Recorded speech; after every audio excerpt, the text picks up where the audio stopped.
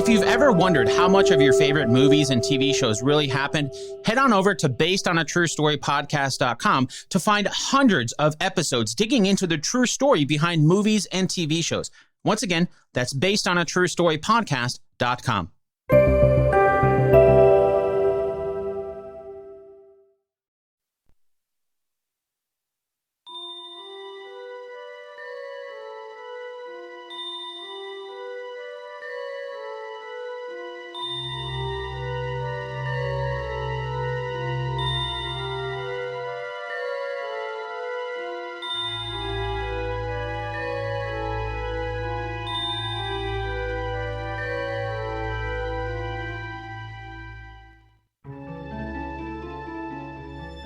What's up, everybody? Welcome back to Remember the Game. It is my retro gaming podcast where every week a buddy of mine and I sit down and we geek out about the games we played back in the day. My name is Adam Blank. Thank you so much for listening to the show. And this week it is episode 373, and it's a big one because we're talking about the game that slayed and overcame 63 opponents to take down the 2026 Pre-March Madness Patreon Poll Tournament Extravaganza back in February.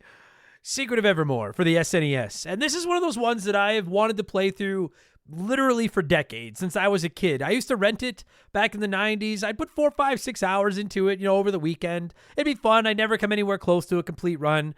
So when this finally took down our tournament and I had a reason to play it, I was very excited. I would have bought myself a copy, and I probably put 20 some hours into it over the last couple of weeks. If you've not played Secret of Evermore, you don't know what it is. It's an SNES RPG. It's from Squaresoft, which...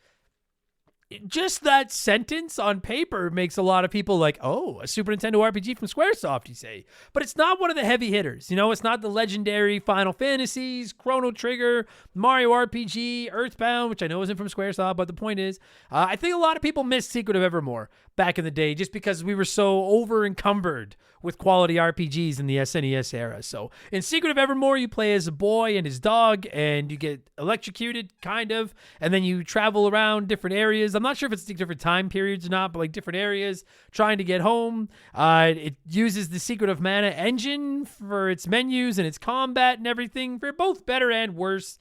It's a really great concept. Secret of Evermore is a great idea. The execution... have a listen to the episode this week. We'll tell you all about it. So, Captain N from the Retrotopia podcast and one of our power-hungry mods over in our Discord is my guest this week, and we both had some pretty mixed opinions on old Secret of Evermore. Neither of us hated it, but we both thought it could maybe use a little bit of a spit shine, as it were. Should this game remain a secret, or is this a Super Nintendo game that everyone needs to experience? We're going to tell you all that in just a couple of minutes, because speaking of things everyone needs to experience, it's time for another edition of the Remember the Game infamous intro.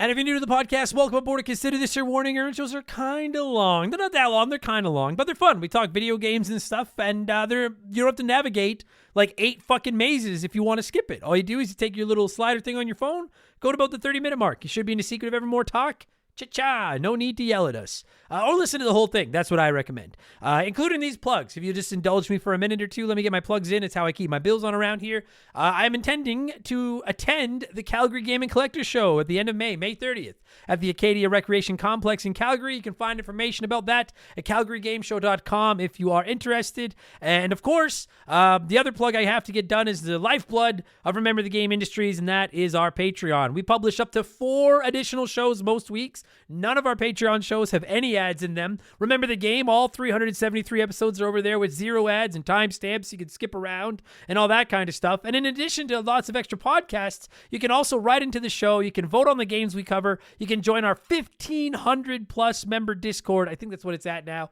And you get instant access to hundreds and hundreds. We just published expansion pass number 300 a couple weeks ago. So the second you sign up, you get access to all of those previous expansion passes, plus like almost 300 game patches, over 200 Rambling Idiots, and 150 Purple Monkey dishwashers. It's fucking insanity. It's absolutely ridiculous. You get all those, and I stream Monday through Friday at 11 a.m. Mountain Time. And if you're a Patreon, you can check those out as well. And most importantly, in addition to all that other stuff, you get a shout out and get to hear me mispronounce your name, like I'm definitely going to do to a couple of these people. A huge thank you to our newest Patreons, the Big K08, Lee V. Immediately, I get it, Jinky Ginny, Did I say that right? Jinky to Ginny. Jack Mehoff Daddy. That's an unfortunate name. Moises Perez. Cobalion. Deviled Egg Hell Farts. That's disgusting. Egg farts are the worst farts. Wind Waker is goated. And Leo Bortolino.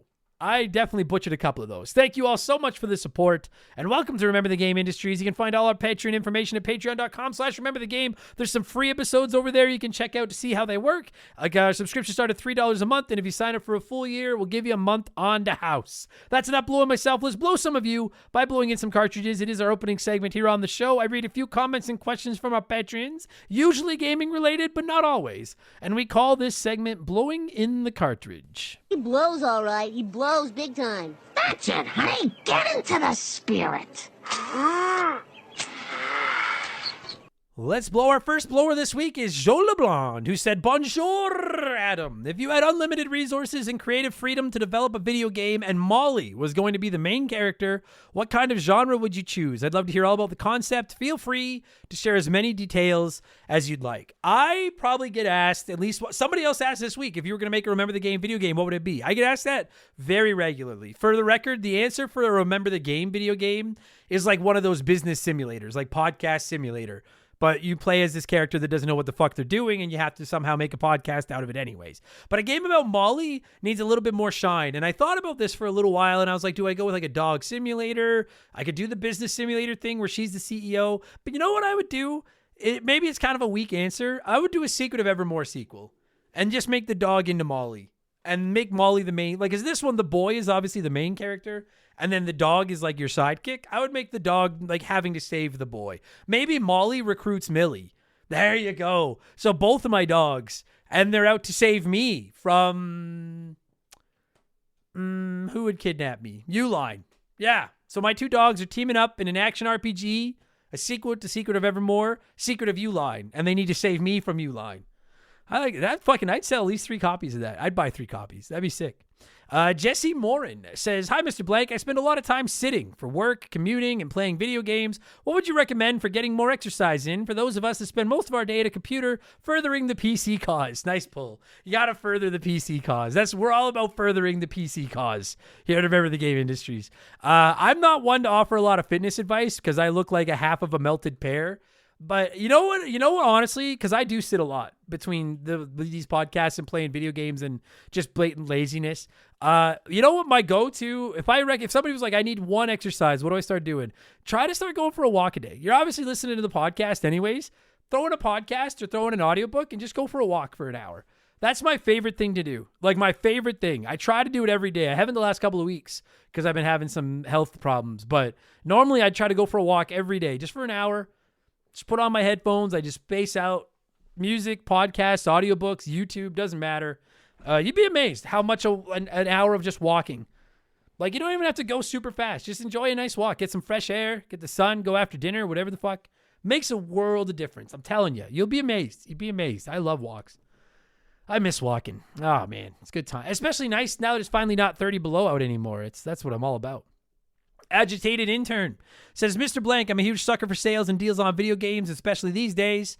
Over the last month, I randomly booted up a little indie title I bought from the Steam Winter Sale, Fallout 4. This was my first venture into the Fallout universe. I had no idea what was waiting for me, but it all instantly sucked me in. I haven't been able to put it down since. I feel like I made a huge gamer error by sleeping on the Fallout series when they initially released, but better late than never. So I have to ask, have you ever slept on a game series at the peak of its popularity or release only to buy or rent it later and find out it was a banger? If so, what title was it for you, and did you get immediately obsessed with it as I did Fallout? Love listening to the show. Thank you very much, Agitated Intern. You don't sound that agitated, so I appreciate that.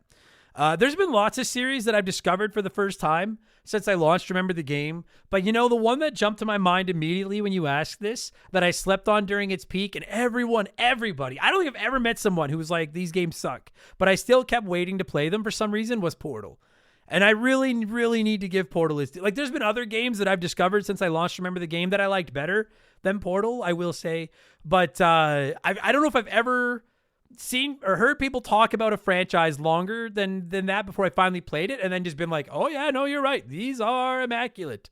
Portal 1 and Portal 2 must play. If you're listening to this and you haven't played Portal 1 and Portal 2, don't make the same mistake I did and wait so long to play them. They go on sale all the time on every system for like $3. Scoop them the next time they're on sale. Enjoy them and be thankful later that you played two of unquestionably the greatest video games ever created by a computer or a human or whoever it is made them. Portal. Those two games are fucking sick. That's the answer for me.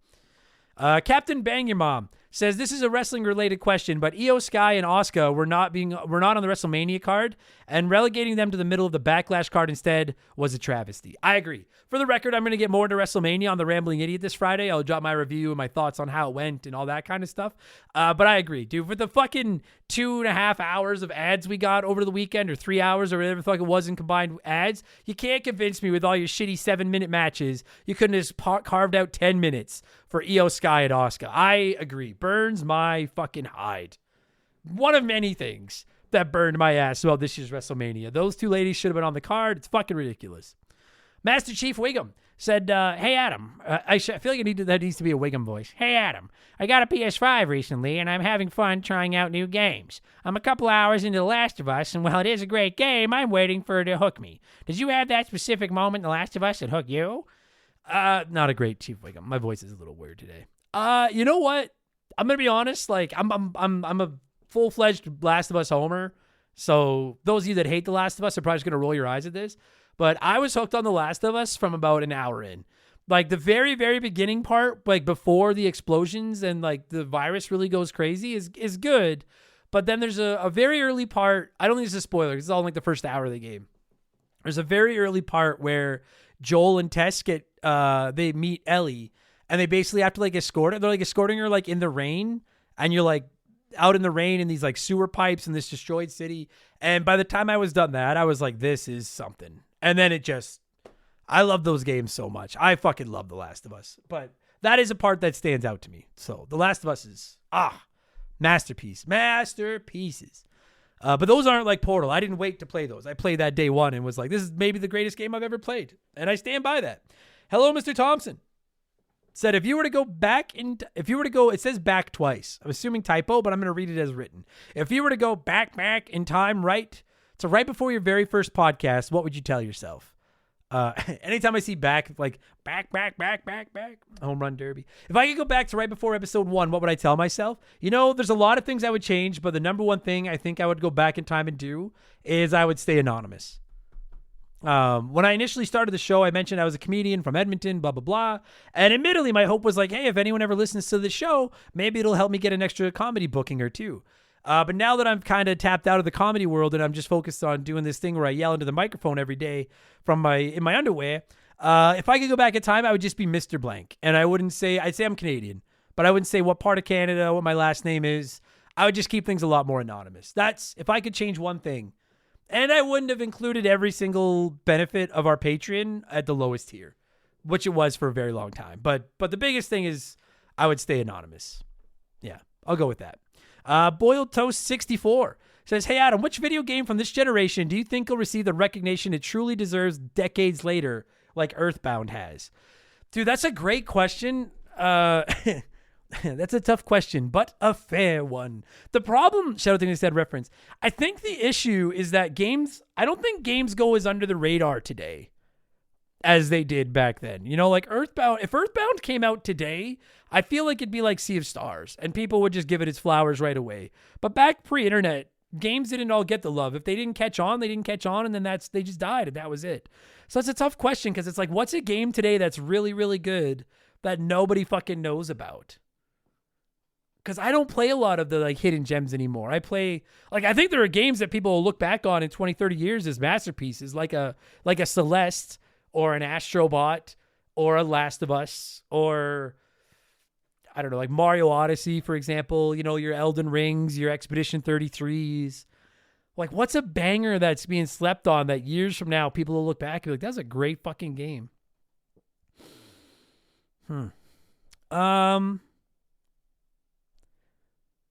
Is it crazy to say Sea of Stars? Like, I know that Sea of Stars has a lot of fans and people know how great it is, but I also know there's a lot of people out there that only play the big AAA titles, and so the smaller indie titles kind of sneak through. And I feel like Sea of Stars is genuinely one of the greatest RPGs ever made. I'm looking up to see how many copies Sea of Stars has sold. It was played by over 6 million people. That's a hard answer. But it was on Game Pass, so that's where a lot of people were playing it. And I wonder how many finished it. I guess I'm going to go with Sea of Stars because that's a tough answer today. Because everything is known. Like, a game goes so like virally popular and everybody knows it. I do think that Sea of Stars is one of the greatest RPGs ever made.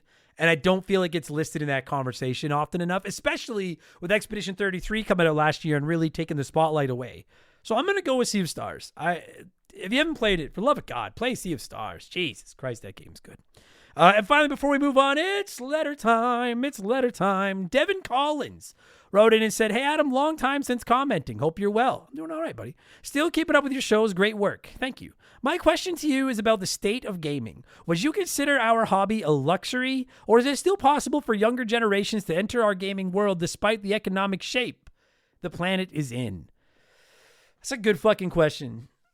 That's a really good... I feel like that could be an expansion pass topic. That's a good question, Devin Collins. Because I think there's two ways to look at it, right? On one side, I think gaming is more accessible than it's ever been. When you look at the number of quality games that you can play on smartphones and tablets, and I know that those are kind of luxury items as well, but it also feels like everybody under the sun has a smartphone or a tablet. So...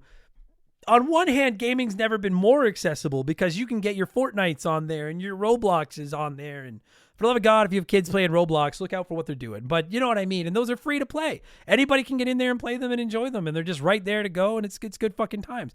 But so like on one hand, it's like, no, it's not a luxury. It's more accessible than ever. But then on the other side of the coin, consoles are going up in prices. They're getting more expensive than ever. And the simple fact is, like, it comes down to, like, your individual position, right? Because, like, up here in Canada, a Switch 2 will cost you, I think, $650. And I guarantee you, there are people listening to this podcast that are like, $650 is, like, whatever. Like, yeah, I don't even have to think twice about it. I want a Switch. I'm buying a Switch. Here's my $650. But I also know there are people listening to this that are like, buddy, I'd have to save up a fucking year to just drop $650 on a gaming console. And no judgment is being passed by me because I've been on both sides of that coin. I've been fortuitous enough that I'm like, if I want to buy a video game, I buy it. And I've been to that point where I'm going to EB Games and seeing what's in the 3 for $20 bin because I have no money. So I've been on both sides. I do think... at the end of the day, you know, people go on about how Nintendo is ripping us off and PlayStation raising their prices or taking advantage of us and screwing us over and all that kind of stuff. And you're welcome to those thoughts, but I can't agree because it's like it is a hobby. I guess it is a luxury in the sense of like your quality of life won't really change if you don't have video games. Like, sure, video games are fun and you'll miss playing them, but like you don't like when fucking... I don't know. When your landlord raises your rent by $600, it's like, fuck me. That's brutal. And when a bottle of water is suddenly $6 when you're at like a hockey game or something, I feel like that's fucking brutal. But those are things you kind of need. Water and food and clothes and shelter and gas and that kind of stuff. Video games are like, hey, they're expensive toys, you know? Like, I'd really like to get into archery. Like, archery is something that has always intrigued me, but it's not a cheap thing to get into. Right? I'd like to get a new car, but a new car, I drive an old car because I don't want to spend the money on a new car. So, I mean, anybody can pick up a smartphone or a tablet and play a video game and enjoy it. And you can get older systems for pretty cheap these days. But if you want to play on the newest equipment and play all the newest games and have the big 4K setup with the headphones and all that kind of stuff, you want to be a PC gamer, for the love of Jesus. Like your rigs and the top end rigs over there. Yeah, I do think it's kind of a luxury item. And it is something that not everybody can afford to do. I think we're in a position now where we're fortuitous that gaming is just available to everybody. Growing up, I had friends who didn't have an NES or a Super Nintendo or a Genesis because their parents just couldn't afford to get them one. So they'd be so excited to come over to my house to play Nintendo. And obviously, I was a lucky kid. I didn't realize it at the time that I had an NES and 10 games because it didn't seem like I had anything to play, but I had 10 games. And an NES. So I guess it's all subjective. I guess I know I'm answering and I'm sitting on both sides of the fence and it's kind of a bullshit answer. I I do think gaming is a luxury. And I do think as the things go on, people will be priced out of the latest and greatest gaming. But I don't think gaming will ever become something that not anybody can play. Everybody's going to be able to afford something to play on, right? Well, not everybody, but a lot of people will be able to play something. And if you want the best and the biggest, you're going to have to pony up some dough. And I know it's irritating to people that the cost of consoles and games keeps going up. I don't want to pay as much as I have to pay for them either, but they're clearly selling because they keep raising the prices, and they wouldn't keep raising you don't raise if people aren't buying something, you don't raise the price. I mean, Xbox fucking does, but most companies don't, right? So clearly there's a market out there for it, and people are willing to pay this. I guess it's an interesting discussion. Like, it's hard for me to answer in a 3-minute answer. Like, I feel like I could do a whole episode about that, but it is an interesting debate. The cost is going up, and I do think some people are going to get priced out of the newest, latest, and greatest. But then if that's the case, then just play your old stuff. Play cheap stuff, you know? I know it's easier to say than to do, but just play the old stuff. Anyway, good question, Devin. Maybe we'll do a deep dive into that on an episode of Expansion Pass down the road. But we still have more segments to get to here before we talk Secret of Evermore, and I'm pretty hard on trying to get to my 30-minute timeline where people can skip ahead to listen to the show so they don't yell at me. So let's switch things up and get to our Smash Hit segment, the official game show of Remember the Game Industries. Play one, remake one, erase one.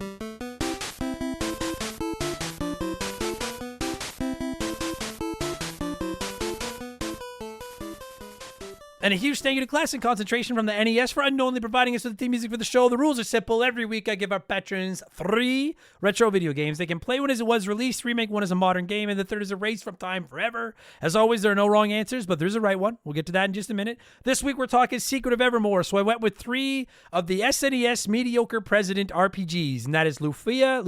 I'm going Lufia. Lufia 2, Illusion of Gaia, and the 7th Saga. And a whopping 35% of you voted to play Lufia 2, remake The Illusion of Gaia, and erase 7th Saga. Easy for me to say. Jesus Christ. Let's see what a few of you had to say here, and then I'll tell you what the right answer was. Leidenhoser said quick and easy. I went with the top of the order. Play Lufia 2. This would be Lufia. I feel like Lufia sounds better. Play Lufia 2. This would be a first for me. Remake Illusion of Gaia. I'll do all the remakey stuff and add the original version as a bonus, which will let me play the OG because I haven't done that either. And then I'll erase 7th Saga because I thought it was 7th Guest, and well, now I won't have to get the 2 mixed up anymore. That is the worst logic I ever heard. Like, it plays, I guess. There is no wrong answers, but fuck me, there is a right one, and I don't know if you had it, Leidenhoser. But I like your logic. I like it. I like the way you think. Bloodborne in the USA says, are we sure there's no wrong answers here? This one is easy. Play Illusion of Gaia. Graphics, music, and gameplay still hold up beautifully, and it's one of the best premier adventure RPGs on the Super Nintendo. This one needs an RTG episode. Remake 7th Saga, a super unique RPG that could really benefit of quality of life changes and minor tuning of the difficulty and mechanics, and then erase Lufia 2. It's a decent enough turn-based RPG, but the SNES is packed with this style of game. Many of them did it a lot better than this one. Sorry, but it's gotta go. I will argue that I don't know if I've played one with better puzzles than Lufia 2. I will argue that, but I get the logic though. Jinky DeGinny says, I will play 7th Saga as I never have. I'll remake Gaia. Had a lot of fun playing it back in the day. And unfortunately, I will erase Lufia 2. It was a fun game, but I have more feelings for Gaia. See, that's nice. You're not cheating. You're like, this is what I love. I like you, but I love her. I get it. All right.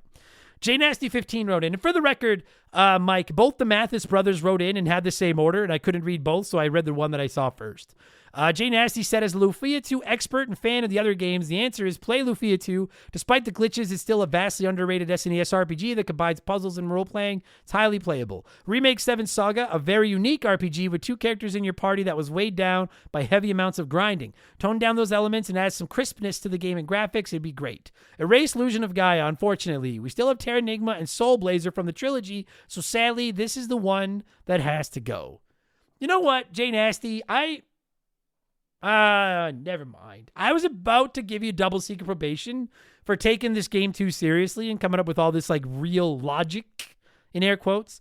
But Millie just looked me in the eye as I was about to say it, and she saved your ass. So you're safe. But Mike, your brother, double secret probation for not getting read. Sorry, Darth. It's the rules are the rules. Jim Wiltshire said, play Illusion of Gaia. It still holds up to this day, and that SNES nostalgia has me in a chokehold when it comes to this game. Remake Lufia 2, I don't know what I'm calling it anymore. An overlooked gem of a JRPG on the SNES, maybe updated graphics and controls, not that they were bad, could bring it to the top of the attention span again. Erase 7 Saga. It was unique in the fact that you could pick your starting character and different paths open up depending on your choice, offering replayability. But to find another companion in game that could cover your weaknesses could be a chore. The controls were cumbersome and the story was bland. It won't be missed if erased. Man, you RPG nerds are a passionate bunch. I'm going with 29%. 29% of you voted the way I would. It was the runner-up option, as did Torby Flenderson, who said, play Gaia. I love playing it as a kid, but I haven't revisited in years. Truly underrated with lots of memorable moments. Remake Lufia 2 with some quality of life improvements like improved inventory management and bug fixes. Unfortunately, Erase 7 Saga, because even though it has some interesting features, it's too grind-heavy, and I don't enjoy it as much as the other two. Different reasoning, same order for me. I'm going to play Illusion of Gaia because I never have, and I'm intrigued. I'd like to subscribe to your newsletter. I'm intrigued to see what this game is all about. And then I was torn on the other two because I don't like erasing ones I haven't played, and the only of these three that I have played is Lufia 2. That said, I am going to burn my remake on Lufia 2 because it is a really cool game, but it is genuinely, legitimately broken. And anyone that even likes it will be like, there are parts of that game that shipped that genuinely don't work. So let's remake it and just make it good and not broken. And then I'm going to erase 7 Saga. I don't have anything against it, but I do not have time to catch up with 6 previous sagas. So I'm just going to play it safe and cut the head off the snake at 7.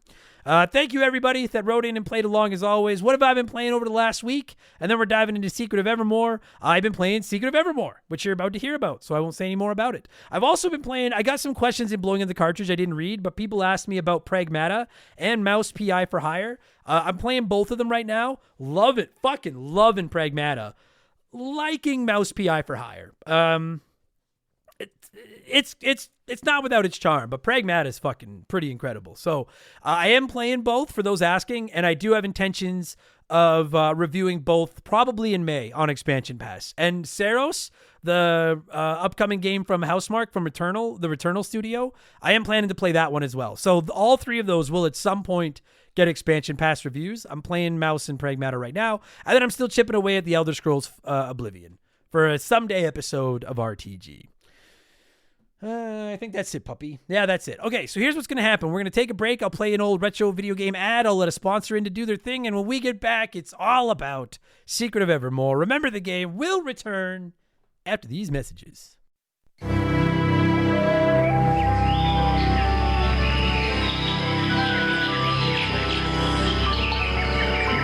In a peaceful land, paradise is threatened by an unspeakable evil, and only one person has found the power to restore perfect order. In a new action-adventure game for your Super NES comes an exciting tale, The Secret of Mana, from Square, maker of the world's greatest video games. This episode is sponsored by BetterHelp. I don't know about any of you, but there aren't many aspects of adulthood that have caused me more stress over the last 25 years than money. When I was in my 20s, I looked at a new credit card like it was a bonus, and I dug myself a pretty deep hole that took me years to climb out of. Financial stress can keep you up at night, impact your relationships in a negative way, and mess with your mental health. A therapist may not be able to help you manage your money better, but they can help you manage the stress, shame, or anxiety that comes with financial issues. They can help you build better coping strategies and relationships with money and feel less alone in the process. If you're thinking about giving therapy a try, consider BetterHelp. Fill out a quick questionnaire to let them know what's on your mind, and they'll set you up with a therapist that you can meet with online. And with over 30,000 fully licensed therapists on their roster and over 12 years of experience of matching people and therapists, you can be confident they'll find the right fit for you. And to sweeten the deal, if your pairing isn't working, you can switch therapists anytime. BetterHelp has served over 6 million people globally. Why not give them a shot? When life feels overwhelming, therapy can help. Sign up and get 10% off at betterhelp.com/rememberthegame. That's BetterHelp, HELP.com/rememberthegame. All right, let's talk some Secret of Evermore. As always, I like to let your nerds sound off on the game we're covering before my guest and I hog the microphone. And we only had a couple dozen comments on this one, which I expected because it's kind of a niche game. But the passion in some of these comments was made it hard to choose who to read. Let's rip through some of these. Joey Jojo says, iconic boss on the box made the game instantly recognizable and a real classic. Probably a better game than Secret of Mana. I agree. The bizarre section still sucks as it grinds the game to a complete stop. Oh, we get there. We will get to that fucking bizarre. And you're not the only one that wrote in about that. Normal Normie said, I love everything about this game almost. From the setting to the battle system, the music to the story, the larger-than-life bosses. I ate up everything Squaresoft in the SNES and PS1 era. Sorry, Normie, I am going to cut your comment down here a little bit.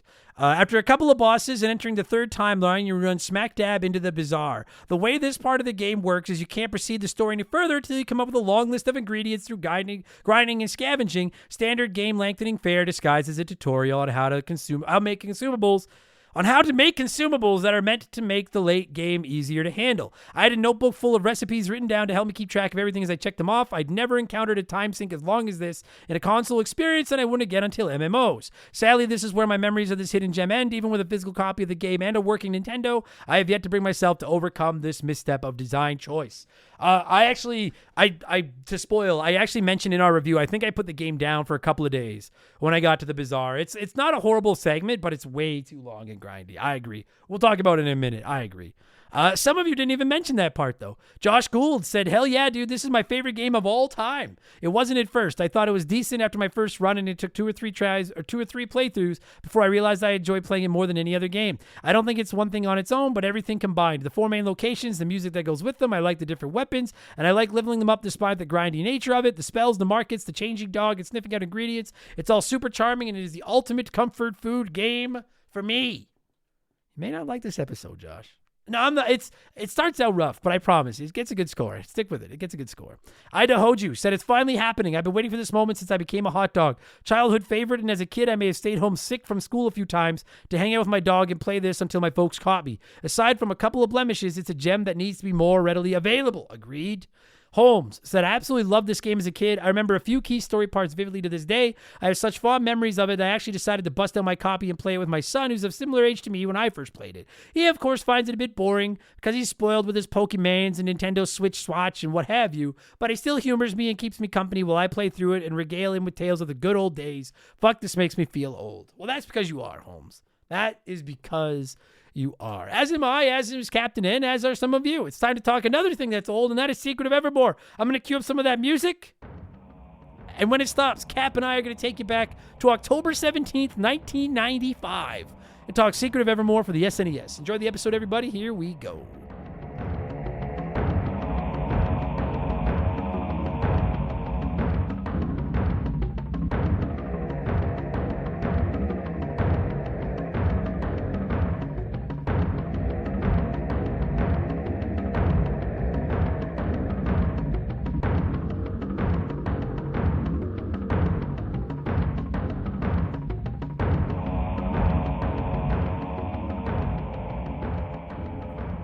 All right, joining me via the blank phone on a Monday afternoon, the most energetic afternoon of them all, to talk Secret of Evermore is the Secret of RTG, and that is one of our power hungry mods and host of Retrotopia podcast, Captain Ed. Buddy, how's it going? How are you? That's good. Yeah, and don't take away the power hungriness of Monkey and Keegs there. No. You guys are like the Three Stooges.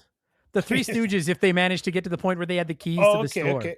If we're the Three Stooges, which one of us is which stooge? Oh fuck! I consider on the spot. I consider all 3 of you curly. Yeah, fair enough. Like it's just 3 curlies, fucking running in circles. Fucking. I love the Three Stooges. Oh, they're so great, buddy. We're talking Secret of Evermore this week, which has been a game that I've been talking about for years on the show that I wanted to cover. I rented this one as a kid because I just like I do think it's got some of the best box art on the Super Nintendo. Yeah, that bug on the front of it is really nice. Yeah. Like you're staring down that bug, which turns out is like the first boss of the game. Yeah, so it's not as intimidating as you would think, but that's cool. And you get to play as a boy and his dog traveling through time, fighting enemies. So I'm like, that all sounds fantastic. Yeah. And I'd always rent it and I'd play it like 5 hours. I wouldn't get that far. I'd take it back. And then I finally won our 2026 Pre-March Madness Patreon Poll Tournament Extravaganza. I finally sat down. I played it. I came very close to beating it. I'll explain why I didn't in a minute. And I got to be honest, dude. It's not that it's a bad game, but I didn't like it as much as I was hoping I would. Yeah, see, I first played it because, well, first off, it was Squaresoft, and I was playing anything Squaresoft at the time. But the second is because I really like Secret of Mana, and just from the first look of this in Nintendo Power, is this is a Secret of Mana follow up, and that's the reason I jumped aboard it right away. Do I like it more than Secret of Mana? No, but do I hate it? Also, no. It Sure. does have some stuff that I find annoying, but overall, I actually do really enjoy this game. See, I think when they boil down to it, I do like this one better than Secret of Mana, but they're pretty Ooh. close, and they both have the same formula. Like, Yeah. obviously the same engine, like so obviously Oh, the same, absolutely. the same The only engine. difference, yeah, the only difference between this game and Secret of Mana is this game was developed in Washington or wherever it was in the United States, and never came out in Japan. It was kind of, I guess, their turn to make an RPG, and since Secret of Mana just had success, they got to use that engine to build this game off of. Yeah, and yeah, and it obviously didn't release outside because like everybody knows the Super Nintendo is like an RPG fucking. Beast. Yeah, I was like, what's the word I'm looking for? Beast will work just fine. Yeah. You got your Final Fantasies, you got your Earthbound, you got your Chrono Trigger, you got your Mario RPG. Like, you all know the heavy hitters. Like, the list goes on and on. And this is one of those ones that I think kind of gets a little bit forgotten. Well, it came out right around the same time Final Fantasy VI and Chrono Trigger came out, so it's easy to forget this one in comparison. Yeah, like, you don't hear a lot of people talk about this one. And I only knew of it because my buddy Robbie told me about it when I was a kid. And yeah, like finally sitting down and playing it. I really like how it's, again, like if you've not played Secret of Mana, it's the same thing. It's not turn-based RPG. It's I don't know what you call it. Like it's very, very slow action. Yeah, okay, that's fair. Because like it is action. Like when you run across an enemy, like there's no random encounters. You can see the enemies in the overworld. When you see an enemy, it just transitions into like a fighting screen. It doesn't even transition. You can just walk up to them and hit them with your weapon, like Link to the Past style, really. But like it is just, it's very, very slow. When you swing at an enemy, whether you land or miss, then you got to wait for your stamina to refill. That's one of my problems with both this and Secret of Mana. Yeah, and it just takes fucking so long. And then God forbid if you need to do one of your charge shots where you like you level your weapon up and then you can, so then you swing your weapon once, then you have to wait. I don't know the exact time. I would guess it's 3 to 5 seconds. Yeah, anywhere between 1 second and 3 years. It feels like forever sometimes. Oh, especially when you get hit, you end up pausing the charge, but luckily you don't lose a charge when you're hit, because you get hit a lot in this game. Yeah, you do, because it's very hard to play defense. The only real defense is moving. Yeah, that's pretty much it, and just the luck of the draw, and that dog just takes most of the hits possible. Like, how often did you have the dog dead on any given fight? Constantly. Like, it wasn't even worth like bringing him back to life until you absolutely needed it. Yeah, constantly dead. Because if you're not playing it, you play as this, I don't know how old he is, like a teenager, I imagine, but like this boy and his dog, and they get pulled back into like, they go to this alternate universe, and they go all these crazy places. We'll work our way through that. And then, yeah, you're just trying to get back home, and you're going through areas fighting enemies. And like, you can play it 2-player with someone controlling the dog, or you can swap between the boy and the dog, and the computer will control the other one. And the dog does way more damage. Like, the dog killed more enemies than I did, but the dog also died way more than I did. Yeah. And the dog has no sense of self-preservation. I think there's you can go in the settings and you can dumb down its aggressiveness, but then it becomes useless because now you're taking on everything on your own while the dog just sniffs around for ingredients in the ground. Yeah, I just left it. I finally got sick of it. I just left it maxed out. And I was like, go get him, boy. Like, I'll heal you at the end. But yeah, like, so you hit an enemy, and then if it's not strong enough to kill the enemy, then you have to wait for your stamina to go back up to 100%, which probably takes, like I say, 3-4 seconds to get to 100. But then if you want to do a charge attack, then you got to hold the attack button for another 3 or 4 seconds per level, and there's a couple levels to charge it. And you can't kill per weapon, and you can't kill a lot of enemies without charging up your weapon. Yeah. And so it just, I love that it's not the same old, because I've been pretty vocal. Like, I'm not the world's biggest JRPG fan. I get bored of the combat where it's just mashing A and going through the motions. So I like a more active combat system because it keeps me engaged and I'm not just going through the motions. But I don't know if I like this combat system because it takes so fucking long that I almost would have preferred the turn-based at times because it took forever. So in theory, the like stamina is supposed to do kind of a percentage of your full attack. So if it's at like 95%, you're doing 95% of your full attack. Problem is, it never was implemented right. So when you swing your weapon at 95%, you still only hit them for 1 hit point because it considers it pretty much 0. Yeah. And so if you're not strong, if you're not strong enough to kill a guy in one shot, then you hit him once and then you got to wait for it to fucking fill up. Oh, you got to move around as well because if as soon as it starts recharging, you're vulnerable now. And then the enemy can hit you where it seemingly shouldn't be able to hit you because it'll just throw up the claws or whatever. And next thing you know, you're being knocked back there with the very slow animation of being damaged. Oh, but yeah, and if you're charging a weapon, like I said, it pauses it and takes a little bit longer. And if you're in a boss fight doing that, it becomes very annoying, especially when you have like the spear where you have to throw it and you have to actually aim where you're throwing the spear.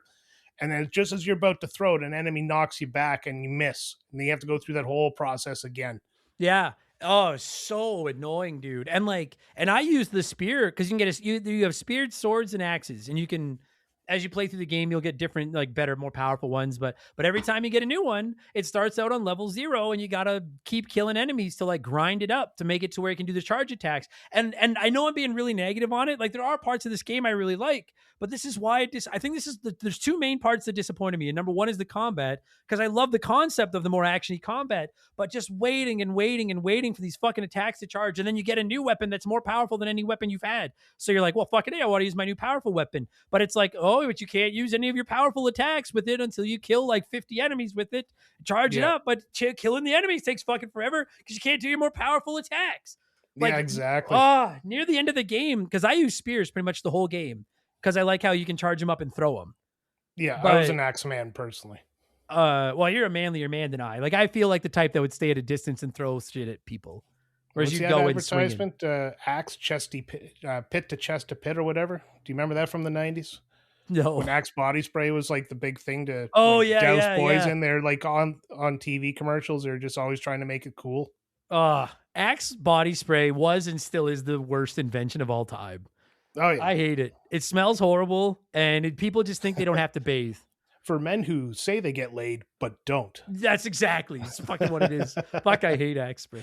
Anyways, well, no, I was always the Axe guy because the Axe busted down certain walls there, and I just ended up just keeping it because, like you said, they're the ones that leveled up, and it takes so long to level up the weapons, and it just there's no point running through the game until you get the weapon leveled up to where you need it to be because you can't, like, I would just end up going back to the spear so often, so I end up grinding so that I can level the weapons up just to carry on with the game before I move forward. And for me, that was a little bit of pacing breaking there because I really should be able to level up the weapon, or if I get a new weapon, it should be strong enough to hold its own until you level it up. Yeah, I agree. You get a new weapon and it's basically worthless until it gets leveled up a little bit. And it's just such it's just such a slow fucking tedious grind to fucking level up these fucking weapons. I finally just got to the point where I think it was my lance spear. I got it to the max level and just used it the rest of the game. I was like, it's good enough. Well, that's the same thing with the alchemy too, though. Like you have to level that up. Like you did in Secret of Mana, you level up the magic by using it. In this game, you level up the alchemy the same way. And again, you have to find ingredients, and you run out of ingredients so fast that it becomes almost impossible to really level up your magic to the top level. It happens late in the game when you can finally afford to buy the ingredients for those spells you got back at the beginning of the game. Yeah. If you've never played this, the other half of your combat, other than your melee, like you say, is the spells. And the spells are very, you know what? I think like the phrase "in theory, communism works." In theory, I feel like that applies to every single aspect of this game. Because like in theory, this combat should be more fun than turn-based for somebody like me. But I don't know if it is. In theory, I should like this magic system because I never use my magic in RPGs because I always want to conserve my magic points. And in this one, as you gain new spells, they're formulas. And then all you have to do is pick up ingredients. And as long as you have enough ingredients, you can use the formulas as much as you want. But for the first like half of the game, you have to ration your ingredients, I found, for any of the good spells. And like you mentioned, one of the things you can do with the dog is set it to look for ingredients instead of attack. But that's only useful for like, I don't know about you, dude. After about 5 hours, I'm like, he would sniff Yeah. somewhere and he'd be sitting somewhere sniffing and I'd be mashing B trying to find it. And then I'd get like one ash from mashing and I'm like, Yeah. fuck it. I'd rather just fight a bunch of enemies, level up a weapon and get enough money to go buy ingredients. Yeah, that's pretty much how it was for me as well. I first like follow the dog because I want to really immerse myself in this game, but after about an hour, it's like, go fuck yourself, dog. I am not going to go sniff that area or I'm not going to that area you're sniffing because it's just annoying me. And then you'd run and he would sniff so goddamn often. Yeah. And Oh in the my middle God. of a fight, he would stop and start sniffing the ground. And you're like, kill the guy. Yeah. And in the early portion of the game, his looking for ingredients is handy because it's like you've all played an RPG. You know, in the early going, when you go in looking for treasure chests and you find a treasure chest with like a basic potion in it, and you're like, oh fuck yeah, because you don't have any supplies yet. So you're like, that's nice. But by a later point of the game, you're like, oh, this doesn't even matter anymore. And it just got to the point where I was like, I have enough ingredients for the like 5 spells that I give a shit about. Stop looking everywhere. But again, on paper, that should work.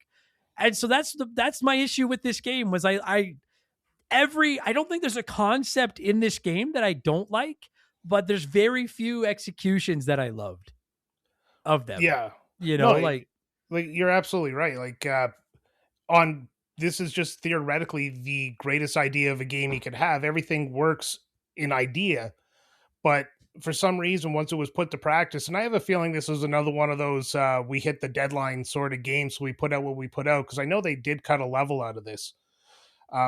But it just feels like it could be polished just a little bit more to get rid of these little, I guess, I don't know what the word to think, the little inconsistencies with the idea of what they were going for. And combat is definitely one of the big ones. Is you get into the habit of doing the attack, run away, circle around. Once you get back to 100%, attack again, circle around. Or if you're on a boss, attack, hold, charge, attack, hold, charge, attack. And you just get into that gameplay loop. And it can get very tedious after a while of just repeating this sort of thing, and especially when you have to go through the same areas a couple of times. But the nice thing is eventually you do get up to a level with your weapon where you can just smoke an enemy in 1 or 2 shots.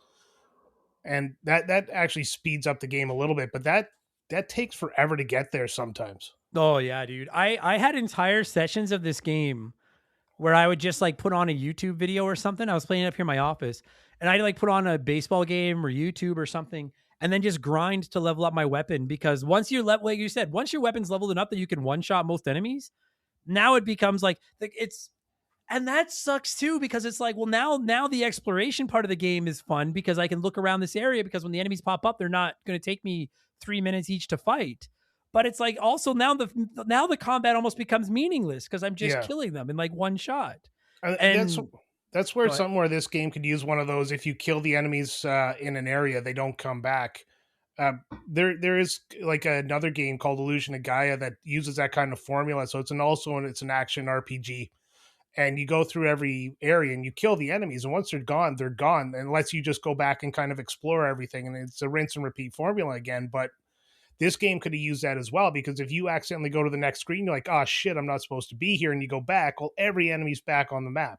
Yeah, dude. And so like, I really do understand we're being really negative. Like I do have some nice things to say about this game, I promise. Oh, I love this game. But you gotta get the venting out of the way. Not only do the enemies fucking come back every time you leave a screen and go back, but like my other major gripe with this game is just maze after maze maze.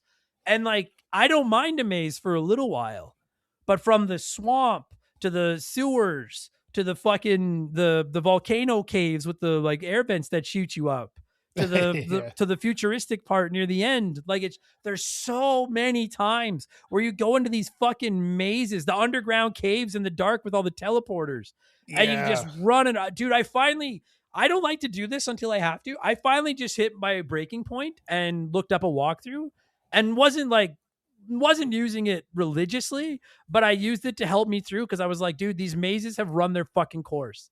Like Yeah, I had there's to walk so through many going of as them. well. Pardon?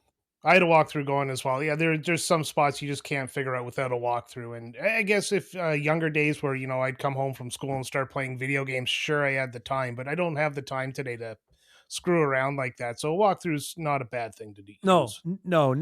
It made it so much more enjoyable to me to just, Yeah. I would give it an honest try. And then when I was like, okay, I've seen this room 8 times. Where the fuck do I have to go? Oh, Then what I part look was it it? up.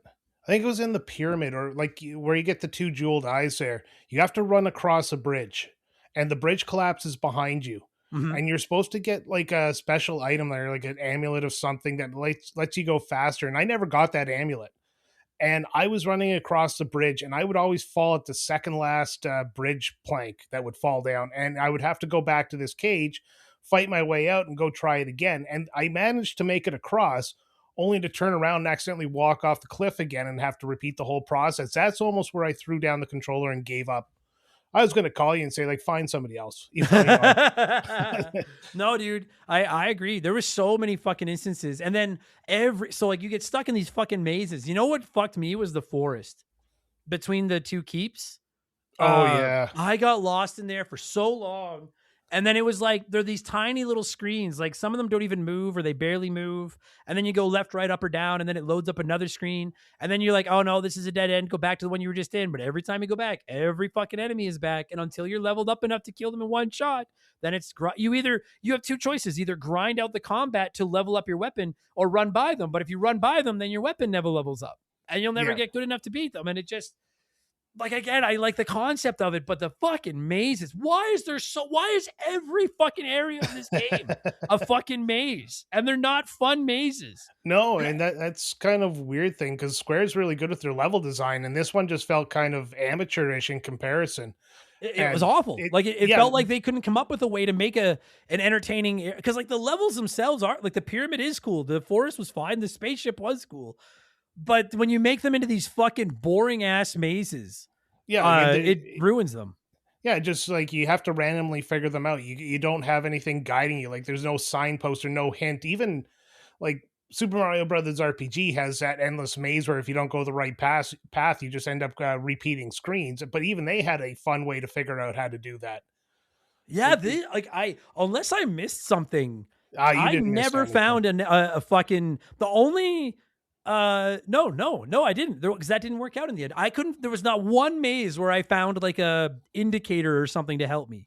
No, and that was one of the bigger problems with this game is unless you started recognizing the part of the map you're in, like especially like the pyramids and that other pyramid adjacent level you have to do, you got lost so easily. And I can't remember which level it was, but you ended up like looping back to the beginning from another direction, and that confused the shit out of me. I didn't know where to go. Yeah. I just ended up running the gauntlet for about an hour before I figured out that I had to leave that area and go to the other side because a door opened. Yeah. I found I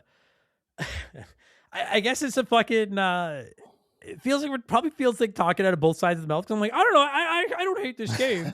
And then I'm like, the combat fucking sucks. And the mazes fucking suck. I don't when I'm not fighting or trying to find my way out of somewhere, I really like this fucking before I hit that load screen there, it's a good game. Yeah. No, but that's the thing about this game. As much as we're griping about it, in the end, you really did have fun with it. Like I had a ton of fun with this game, even though there's like, when you're in that market there, you have to do all the trading. Well, you have to wait a real life 15 minutes for the game to progress forward. And I didn't know that right away. So I saved in the middle of it and I had absolutely no idea how long I had left on that thing. So I was like, what the fuck am I supposed to do? And I sat there and I put the controller down to look up a walkthrough, and all of a sudden the game moved forward. Oh, I didn't know that. I just, cause I tried to, so there's a second one that's not as bad, but there's one part where you get to this fucking market. And when I first got in there, I was like, fuck this. Like, I didn't come back to the game for like 2 days. And then when I finally did come back, I'm like, I'm just going to suck it up and get it done. And I grabbed my notebook, and there's like, because you have currency in the game, but you get to this one market where there's like half a dozen like little like stands at this market where they're selling like bags of rice, jars of spice, beads, perfume, these types of things. And there's only 1 or 2 merchants that'll take currency, and everybody else just wants to trade. So like think like Settlers of Catan, maybe. Like, so you go and get a bunch of rice, then you go and trade the rice to the guy for the beads. And then this other guy has an item I want, and I need 3 jars of perfume, 8 beads to trade for him for this item. And I finally just sat down with a notebook and wrote down how much everything cost, how much everybody wanted for everything, and just grinded my way through. And maybe I just hit it at the right time, but I never realized that there was like a 50. Because I was in there for a while. I never realized there was like an artificial timer. Yeah, maybe it just didn't land it when I just happened to go at the right time, I guess, because it just worked for me. Well, one of the, I think you don't have to leave the area at the 15-minute timer. I think when the 15-minute timer is up, it triggers the next event. But when I went in there, somebody said they're going to start the gladiator event or whatever was going on in 15 minutes. And then after that, I found the save point, I saved the game, and I came back.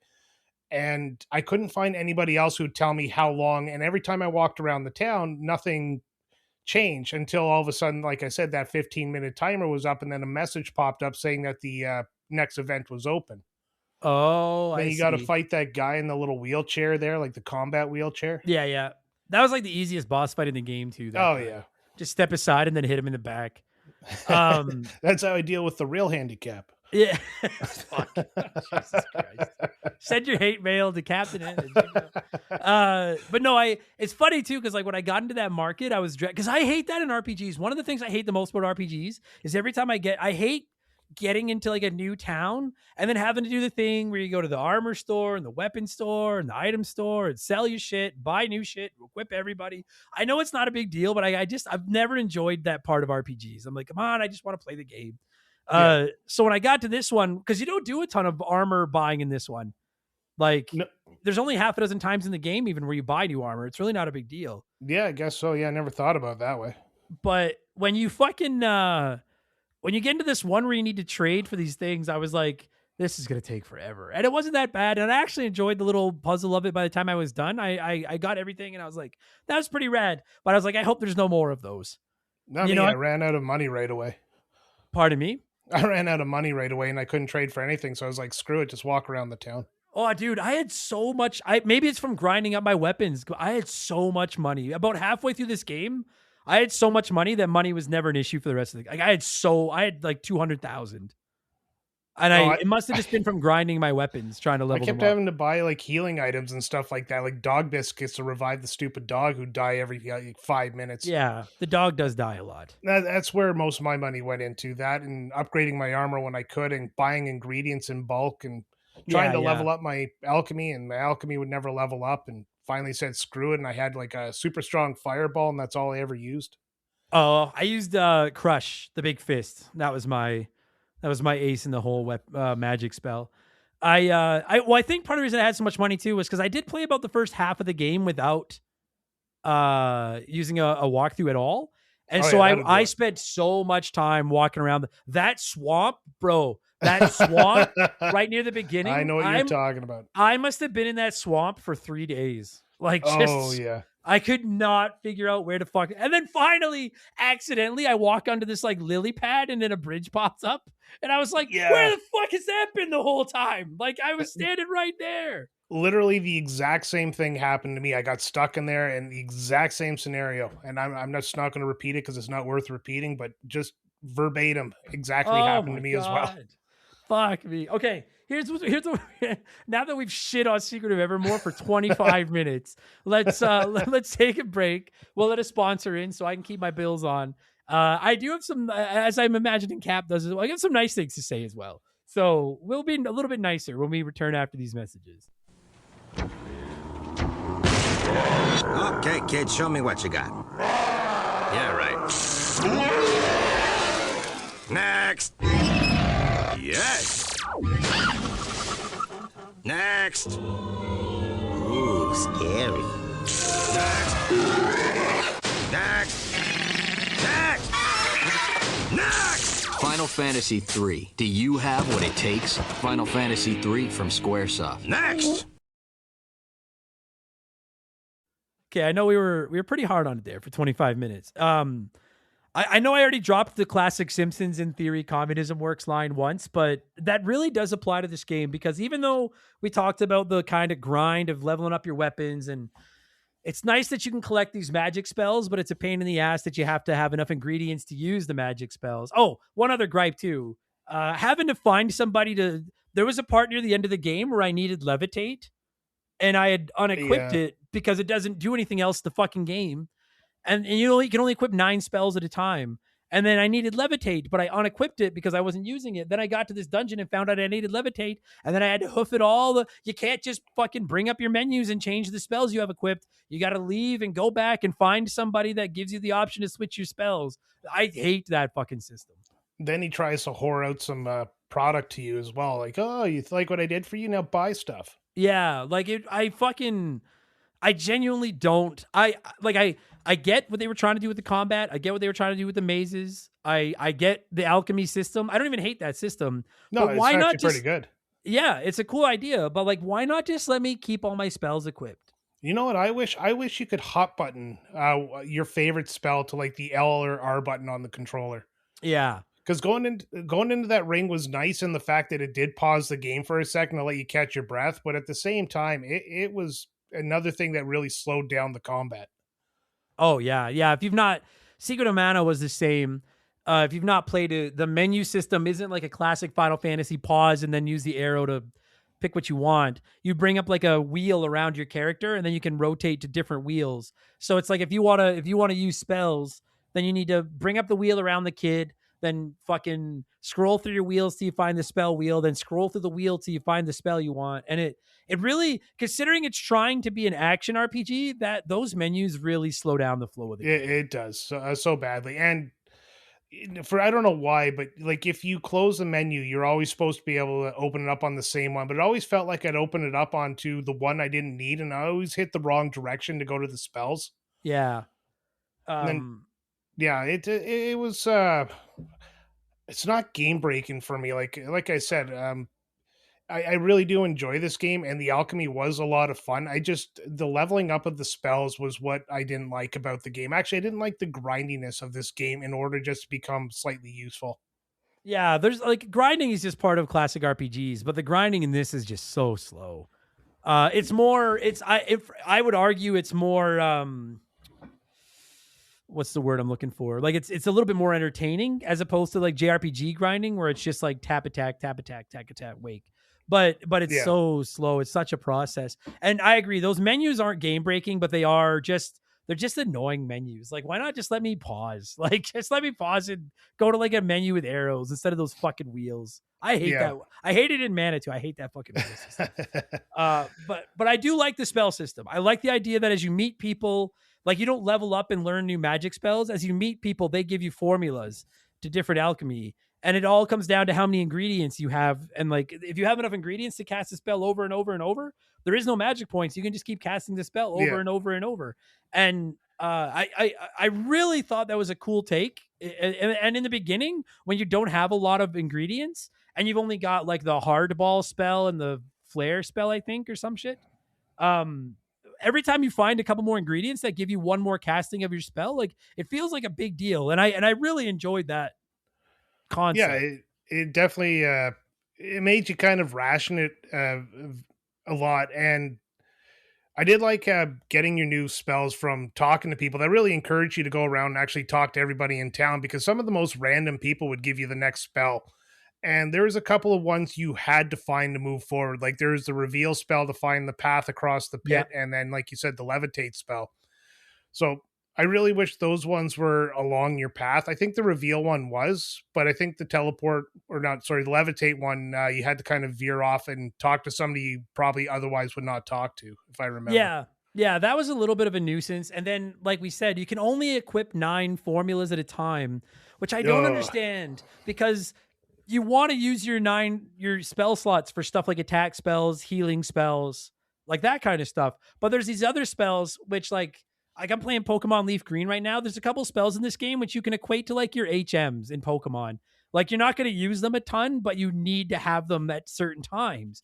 And I would get to the point where the combat's getting tough, so I would swap out my spells and drop a couple of those like spells that just are used to reveal hidden bridges or lift up big boulders. Then when I run into a place where I need the spell to reveal a hidden bridge or lift a boulder, I basically can't pass until I walk back, leave the dungeon, Go back to, and it's not like you just leave the dungeon and get switch your spells. You literally need to find a village Yeah. that'll let you switch out your spells. And not every village even has someone that'll let you switch your spells.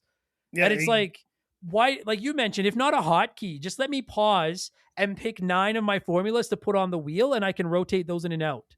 yeah. And did you ever use the call beads to call in the like the main characters there, like Uh, Elizabeth or Horace and all them? I forgot I had them till right near the end of the game, and then I Yes. started using them. Same, like they give it to you and they show Elizabeth, the first one, Fire Eyes there. She explains to you what you're supposed to do with it. I was the same way. It's like, okay, this is great. And then forgot about it and right until the end, because it's not like the call bead is just right in your face. No, It's inside of like one of the wheels and you have to go inside of items and then you got to use it.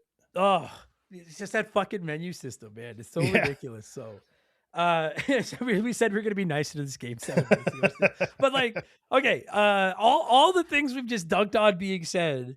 Again, in theory, I like the ideas. I like the alchemy idea. I like the active combat. I like all that kind of stuff. I think when it comes down to it, my favorite thing about Secret of Evermore is that it's just about a boy and his dog, No, and that's just such a pure party for an RPG.